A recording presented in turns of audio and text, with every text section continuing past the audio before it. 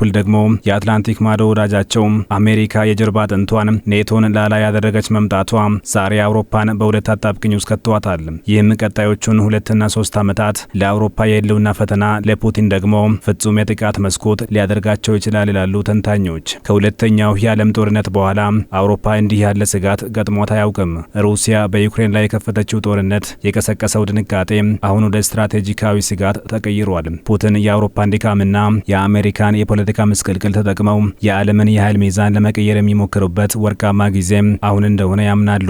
ለክሬምሊኑ ሰው የድል መስኮት ተብሎ የሚጠራው ይህ ወቅት በዘፈቀደ ሳይሆን በሳይንሳዊ ስሌት የተለካ ነው። ፕሬዝዳንት ትራምፕ በነጩ ቤተ መንግስት የሚቀራቸው ቀሪ ዓመታት አሜሪካ ከኔቶ ጋር ያላት ግንኙነት በጥርጣሬና በውጥረት የተሞላ አድርገዋል።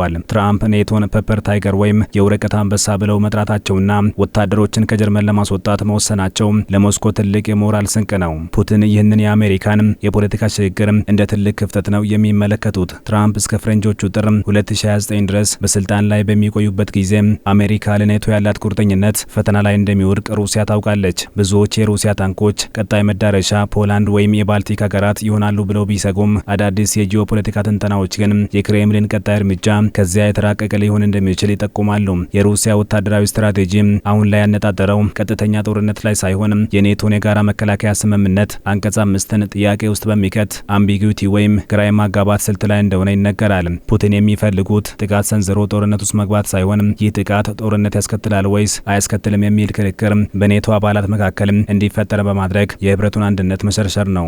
ሩሲያ በዩክሬን ጦርነት የሰው ኃይልና የቁሳቁስ መቀነስ የገጠማት በመሆኑ ከኔቶ ጋር የሚደረግ ሰፊ ጦርነት ራስን የማጥፋት ኃይል እንደሚቆጠር ሞስኮ በሚገባ የምትረዳ ይመስላል።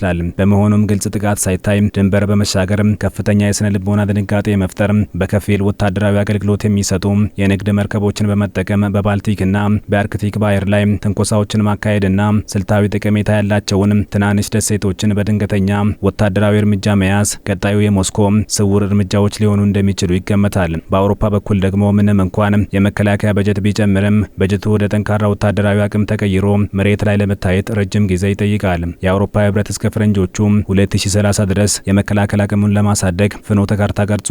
ሆኖም ግን 2030 ገና ሩቅ ነውና በ2026 እና በ2028 መካከል ያለው ክፍተት አውሮፓ ራሷን ለመከላከል ገና ያልበቃችበት፣ አሜሪካ ደግሞ ለመርዳት ዳተኛ የሆነችበት ግራጫ ዞን ነው። የፊንላንድ የፓርላማ አባል ሚካኤል ቶላ እንደሚሉት ትራንስ አትላንቲክ ግንኙነት በፈራረሰበት በዚህ ወቅት ፑቲን ይህንን ክፍተት እንደ ወርቃማ ዕድል ሊጠቀሙበት ይችላሉ። ሩሲያ በዩክሬን በኩል እየደረሰባት ያለው ኪሳራ የበለጠ አደገኛ እንድትሆን ማድረጉ ሌላው አነጋጋሪው ጉዳይ ነው። ዩክሬን ወደ ሩሲያ ግዛት ዘልቃ መግባቷና ጥቃቶችን መሰንዘሯ ፑቲንን ወደ ማዕዘን ገፍቶታል። አንድ የተገፋና የተቆጣ ኃይል ደግሞ አመጣጡ አይታወቅም የሚሉ ታዛቢዎች ፑቲን ከዩክሬን ውርደት ለመሸሽ ግጭቱን ወደ ሌላ ቦታ ማስፋፋት እንደ መውጫ መንገድ ሊያዩት ይችላሉ ባይ ናቸው። ጦርነቱ የሩሲያን ሀብት እየጨረሰ በመሆኑ ፑቲን አሁን ለድርድር የሚሆን ካርድ ይፈልጋሉ። ያ ደግሞ ሰላም ሳይሆን ግጭቱን ወደ ሌሎች የአውሮፓ ሀገራት በማዛመት ምዕራባውያንን ማስጨነቅ ነው። ዩክሬንን እርሷትና ስለ ራሳችሁ ደህንነት ተነጋገሩ የሚል መልእክት ለማስተላለፍ የባልቲክ ሀገራትን እንደ መጫወቻ ካርድ ሊጠቀሙባቸው ይችላሉ።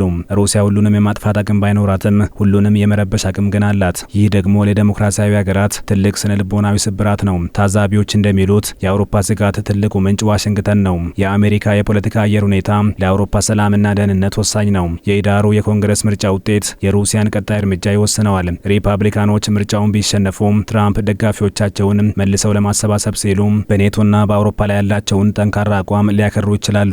ትራምፕ ኔቶ የወረቀት አንበሳ ነው ማለታቸው ለሩሲያ የተሰጠ የጥቃት ግብዣ ይመስላል።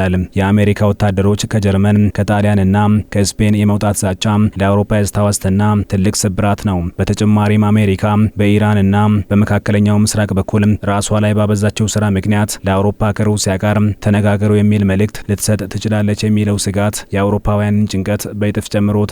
የፖላንዱ ጠቅላይ ሚኒስትር ዶናልድ ቱስክ የህብረታችን መፈራረስ ትልቁ ስጋት ነው ሲሉ የተናገሩትም ለዚሁ ነው። ከሩሲያና ከአሜሪካ ከገጠማት ፈተና ባሻገር አውሮፓ በስጋቱ ላይ አንድ አይነት አቋም የላትም። ይህ መከፋፈል ደግሞ ለፑቲን ትልቅ እድል ነው። እንደ ፊንላንድ፣ ፖላንድና ሊቱዌኒያ ያሉ ከሩሲያ ጋር ድንበር የሚጋሩ ሀገራት አደጋው ደጃፋቸው ላይ መሆኑን በጩኸት እየገለጹ ነው። አሁኑኑ ካልተዘጋጀንና የመከላከያ አቅማችንን ካላሳደግን እናልቃለን እያሉ ነው። ለእነሱ ፑቲን ነገ ሊመጣ የሚችል የህልውና ስጋት ነው። እንደ ኢስቶኒያ ያሉ ሀገራትና አንዳንድ የኔቶ ባለስልጣናት ደግሞ አደጋውን አጋኖ ማሳየት ለፑቲን ፕሮፓጋንዳ ማገዶ ይሆናል ባይ ናቸው።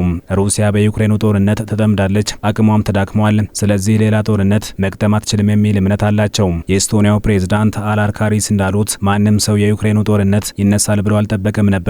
ስለዚህ ንቁ ሆኖ መጠበቅ ለአውሮፓ አማራጭ የሌለው ጉዳይ ነው። የዩክሬኑ ፕሬዝዳንት ዘለንስኪና የባልቲክ መሪዎች እንደሚሉት ሩሲያ ቀጣዩን ሙከራ እንደ ኤስቶኒያ፣ ላትቪያና ሊቱዌኒያ ያሉ የባልቲክ ሀገራት ላይ ልታደርግ ትችላለች። ሩሲያ እነዚህ ሀገራት የዩክሬን ድሮኖች የአየር ክልላቸውን እንዲጠቀሙ ፈቅደዋል የሚል ክስ በማቅረብ ላይ ናት። ይህ ደግሞ ለወደፊት ጥቃት እንደ ሰበብ ሊያገለግል ይችላል። ምንም እንኳን የኔቶ ባለስልጣናት ሩሲያ ሁለት ግንባር መቅጠም አትችልም ቢሉም የፑቲን ስሌት ግን ምክንያታዊ ላይሆን እንደሚችል የሚያነሱም በርካቶች ናቸው። ተስፋ የቆረጠ መሪ ደግሞ ምክንያታዊነትን ሳይሆን ዝናንና ታሪክን ይፈልጋል። አውሮፓ መከላከያዋን ለማጠናከር ቆርጣ ተነስታለች። በጀቶች በከፍተኛ ሁኔታ ጨምረዋል። ነገር ግን ገንዘብ ብቻውን በቂ አይደለም። የጦር መሳሪያ ኢንዱስትሪው የሚፈልገውን የኃይል ምርት ለማምረት ዓመታት ይፈጅበታል። ሚሳይሎች፣ ታንኮችና ዘመናዊ ራዳር ስርዓቶች በድንገት የሚፈጠሩ አይደሉም። ፑቲን ይህንን የምርት ክፍተት ጠንቅቀው ያውቃሉ። አውሮፓ ዝግጁ ከመሆኗ በፊት ያላትን ውስን ሀብት እንድትበትን ይፈልጋሉ። በተለይም ጀርመን፣ ፈረንሳይና እንግሊዝ የመከላከያ ኢንዱስትሪዎቻቸውን ለማቀናጀት የሚያደርጉት ሙከራ በቢሮክራሲ ተተብትቦ ይገኛል። ፑቲን ደግሞ ቢሮክራሲ የለባቸውም። ትዕዛዝ ይሰጣሉ፣ ወታደሩ ይንቀሳቀሳል። ይህ የፍጥነት ልዩነት አውሮፓን ለጥቃት ተጋላጭ ያደርጋታል። የፑቲን ሌላኛው መሳሪያ የአውሮፓውያን የውስጥ ፖለቲካ ነው። በርካታ የአውሮፓ ሀገራት ውስጥ ለዩክሬን የሚሰጠው ድጋፍ የቀነሰ ነው። በኑሮ ውድነትና በኃይል ቀውስ ህዝቡ አማሯል። ፑቲን ትናንሽ ትንኮሳዎችን በማድረግ ጦርነት ከሚመጣባቸው ዩክሬንን ብትተው ይሻላቸዋል የሚል ስውር መልእክት ማስተላለፋቸው አይቀርም። ይህ የፍርሃት ፖለቲካ አውሮፓን ከውስጥ ሊሰነጣጥቃት እንደሚችልም ስጋት ነክሷል። የፊንላንዱ የአውሮፓ ፓርላማ አባል ቪሌ ኒኒስቱ እንዳሉት ፑቲን የሚያደርጉት ትንሽ የስነ ልቦና ትንኮሳ እኛን ካስፈራራንና ድጋፋችን እንዲቀንስ ካደረገ እሱ አሸንፏል ማለት ነው። ከባልቲክ በተጨማሪም አርክቲክም የሩሲያ ትኩረት ያረፈበት ሌላው ቦታ ነው። ሩሲያ በዚህ አካባቢ ያላትን ወታደራዊ መገኘት በከፍተኛ ሁኔታ አሳድጋለች። ትናንሽ ደሴቶችን መያዝ ወይም የባህር ስር የኢንተርኔት ኬብሎችን መበጠስ አውሮፓንና አሜሪካን በቀላሉ ሊያገናኝ የሚችል የመገናኛ መስመር ሊያቋርጥ ይችላል። እንዲህ ያለው ጥቃት ወረራ ባይባልም የዘመናዊውን ዓለም ህይወት ሽባ የሚያደርግ ነው። ሩሲያ በዩክሬኑ ጦርነት በርካታ ወታደሮችን አጥታለች። ምጣኔ ሀብቷም ከፍተኛ ማዕቀብ ተጭኖበት ይገኛል። ነገር ግን ይህ ሁሉ ኪሳራ ፑቲንን የበለጠ አደገኛ አድርገዋቸዋል። ተስፋ የቆረጠ መሪ ስልጣኑን ለማቆየት ሲል የማይገመቱ እርምጃዎችን ይወስዳል። ፑቲን የዩክሬኑን ጦርነት ወደ አውሮፓ በማስፋፋት የሀገር ፍቅር ስሜትን ለመቀስቀስና ትኩረትን ከውስጥ ውድቀት ለማዞር ሊሞክሩ ይችላሉ የሚሉ መላምቶችም ተበራክተዋል።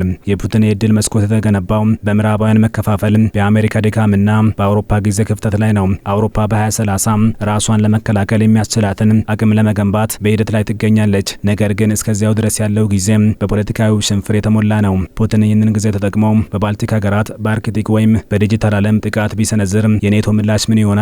አሜሪካስ ጀርባዋን ትሰጣለች ወይንስ ከጎናቸው ትቆማለች? የሚሉ ጥያቄዎች የአውሮፓን ብቻ ሳይሆን የዓለምን የኃይል ሚዛን የሚወስኑ ናቸው። እንደ አህጉሪቱም ዲፕሎማቶች ገለጻ ከሆነ የአውሮፓ መሪዎች አሁን ካለባቸው የሐሰተኛ ሰላም ስሜት ወጥተው በጋራ ለመቆምና ለመታጠቅ ካልቻሉ የፑቲን የእድል መስኮት ለአውሮፓ የውድቀት በር ሊሆን ይችላል። አሁን ላይ ፑቲን መስኮቱን ከፍተው እያዩ ነው። አውሮፓ ግን ይህን መስኮት ለመዝጋት በቂ ጥንካሬ ያላት የሚለው ጥያቄ መልሱ የሚገኘው በቀጣዮቹ ጥቂት ወራት በሚወሰዱ ደፋር እርምጃዎች ላይ ብቻ ነው። አውሮፓ ዛሬ የምትወስነው ውሳኔ የሰላሟን ወይም የጦርነቷን ዕጣ ፈንታ ይወስናል። አንድነቷ ጥንካሬዋ ሲሆን፣ መከፋፈሏ ግን ለሩሲያ ትልቅ ግብዣ ነው ይላሉ ተንታኞች።